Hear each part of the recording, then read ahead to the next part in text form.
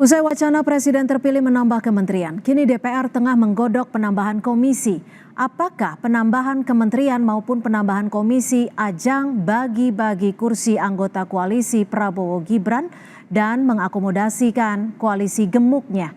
Sudah ada Ketua Fraksi PAN di DPR Saleh Daulay dan pakar hukum tata negara Mbak Bivitri Susanti. Selamat sore Mbak Bivit, Bang Saleh, terima kasih sudah bergabung bersama kami di Kompas Petang. Selamat sore, Assalamualaikum warahmatullahi wabarakatuh. Waalaikumsalam warahmatullahi wabarakatuh.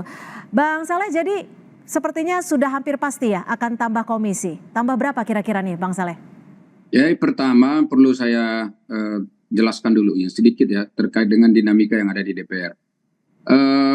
Kan pemilu yang lalu itu jumlah anggota DPR kita itu yang dipilih bertambah sebetulnya. Dari 575 nanti periode yang sekarang ini menjadi 580. Nah, karena itu memang ada penambahan anggota juga ya, walaupun 5 orang, tetapi itu saya kira ya penting untuk dijadikan satu bahan pertimbangan. Kedua, kemarin pemerintah itu kan membentuk apa yang disebut dengan tim transisi ya dari pemerintahan Jokowi ke pemerintahan Prabowo. Dari tim transisi itu kemudian kan berdiskusi, berdialog dengan pemerintah yang ada sekarang, lalu tim tersebut berbicara dengan DPR dan kemudian kita diminta untuk merevisi undang-undang kementerian. Salah satu fungsi daripada revisi undang-undang kementerian itu adalah untuk memberikan kelonggaran kepada presiden terpilih ini untuk merombak jumlah dan struktur kabinet yang ada. Sebab ada beberapa program dari Prabowo yang saya kira itu akan dikerjakan secara mandiri di dalam menteri atau kementerian yang baru nanti akan dibentuk. Nah, karena itu sudah dilakukan itu perubahan undang-undangnya dan sudah disepakati, itu hanya ada beberapa pasal dan sudah selesai. Dan karena itu sekarang bolanya adalah di pemerintah yang sekarang tentu nanti setelah dipelantikan itu ada di tangannya Pak Prabowo. Nah, sekarang pertanyaannya adalah berapa jumlah kementerian yang akan dibentuk oleh Pak Prabowo, ya berdasarkan undang-undang tentu itu adalah hak prerogatif dari Presiden untuk membentuk kabinetnya. Sekarang ini kira-kira apakah sama dengan periode yang sekarang jumlahnya? Tentu berbeda. Dan kelihatannya dapat kabar ini akan bertambah jumlah kementerian. Nah, kalau jumlah kementeriannya bertambah, maka otomatis pekerjaan DPR-nya pun akan bertambah.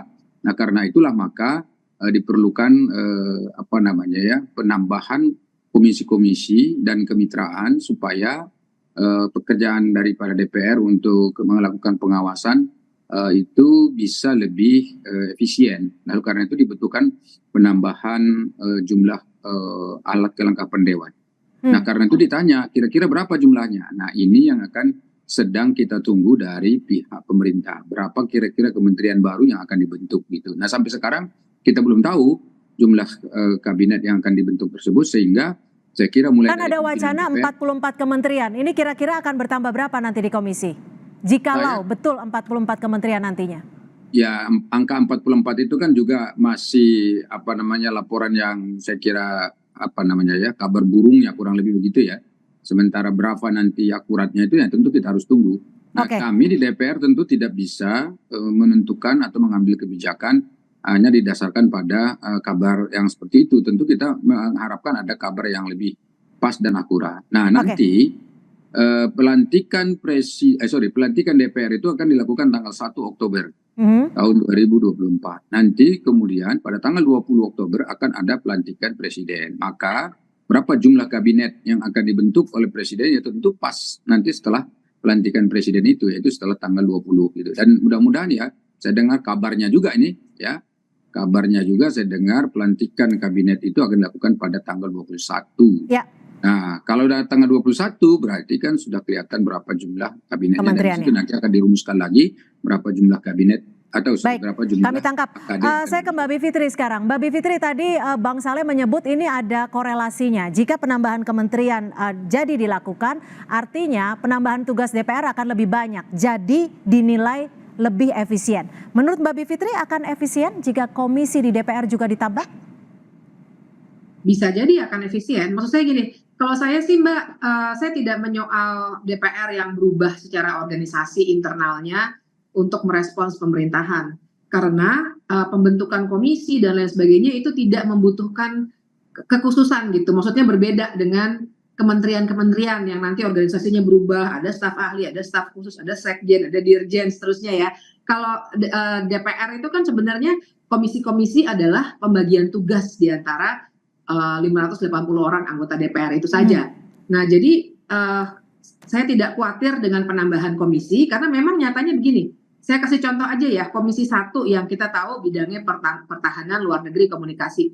Mereka tidak hanya dengan Kementerian Pertahanan, Luar Negeri, dan Komunikasi, tapi bahkan dengan Badan Siber dan Sandi Negara, Lembaga Ketahanan Nasional, Badan Keamanan Laut, Dewan Pers. Jadi memang mitranya bisa begitu banyak.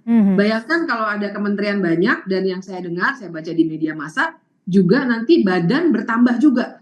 Yang artinya memang kerjaan DPR akan makin banyak untuk mengawasi pemerintah. Nah, jadi barangkali di titik ini yang ingin saya dorong dan kita diskusikan sama-sama adalah yang penting bagaimana caranya supaya memang bagaimanapun organisasi DPR secara internal nanti akan efektif untuk melakukan fungsi-fungsi pengawasan maupun anggaran maupun legislasi. Tapi utamanya dalam pembagian komisi yang lebih aktif biasanya fungsi pengawasannya itu kontrol, kalian udah ngapain aja. Akan mubazir nggak sih Mbak Bivitri? Kalau mubazirnya sih sebenarnya enggak ya, karena sebenarnya komisi itu nggak ada kayak gaji baru atau apa gitu loh Mbak. Jadi makanya saya biasa saja menanggapi ini. Kalaupun kita harus mengkritik, menurut saya kritiknya adalah pada saat Undang-Undang Kementerian Negara dibentuk dan juga kritik pada bagaimana koalisi yang terlalu besar ini mau dibentuk. Tapi koalisi yang besar itu tidak berkorelasi langsung dengan komisi-komisi, karena komisi itu benar-benar seperti pembagian kerja dan nggak butuh struktur baru, nggak butuh pegawai baru dan seterusnya. Tapi gini Mbak Bivit, dengan penambahan komisi ini, sebelumnya ada wacana penambahan kementerian yang bisa jadi hampir dipastikan betul akan ada penambahan. Ini menurut Anda ada merupakan komisi untuk bagi-bagi jatah tidak? Karena tidak cukup di kementerian, akhirnya harus bagi-bagi jatah juga nih karena kurang tempatnya. Enggak, kalau komisi itu kan nggak bisa merekrut dari luar. Komisi itu benar-benar cuma anggota yang sudah terpilih. 580 orang itu yang nanti tanggal 1 akan dilantik. Jadi di antara mereka sendiri aja. Di antara jadi tidak akan ada juga orang lain dipanggil dari luar kemudian jadi anggota komisi. Komisi itu benar-benar cuma seperti unit-unit kerja di DPR. Jadi kalau saya menyorotinya lebih ke pembentukan kementeriannya yang harus kita kritik. Kenapa perlu sebanyak itu? Karena kalau kementerian beda, nanti kantor sendiri, organisasi sendiri, gajinya sendiri karena akan ada stafnya. Kalau di DPR itu relatif nanti ya benar-benar keberadaan staf juga akan mengikuti jumlah 580 orang. Masing-masing ada stafnya, kemudian ada staf fraksi, kemudian ada badan keahlian DPR yang jumlahnya cenderung fix, jadi tidak mengikuti jumlah komisi secara saklek. Bang Saleh, ini ada penilaian tambah kementerian dan kini tambah komisi cuma bagi-bagi kursi atau kompromi politik. Menurut Anda gimana?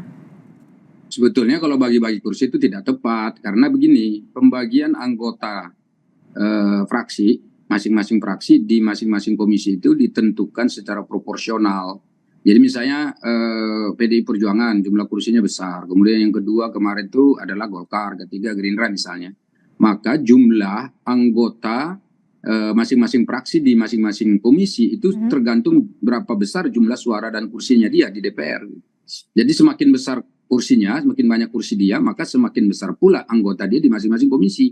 Jadi kalau ditanya membagi-bagi kursi nggak ada, karena yang katakanlah pemenang pemilu kemarin itu kan Gerindra. Ya Gerindra pasti lebih sedikit kursinya di komisi-komisi dibandingkan PDI Perjuangan yang suaranya lebih besar begitu. Jadi ini tidak ada kaitannya dengan bagi-bagi kursi. Paling mungkin soal pimpinan pun begitu. Pimpinan di komisi-komisi juga dibagi secara proporsional begitu. Jadi saya kira tidak ada arahnya kalau soal bagi-bagi kursi DPR karena semua orang pasti harus dibagi ke komisi. Artinya nanti akan merangkap komisi kalau tidak ada penambahan. Bagaimana? Artinya akan merangkap komisi kalau tidak ada penambahan. Jadi kalau tidak ada komisinya berarti kementerian-kementerian baru yang dibentuk itu akan dicantolkan dalam tanda petik ya komisi-komisi yang ada sekarang dari komisi 1 sampai komisi 11. Nah, kalau itu yang dilakukan tentu apakah itu efektif atau tidak sekarang saja itu masing-masing komisi ada yang menangani sampai 11 sampai 12 misalnya kementerian dan lembaga.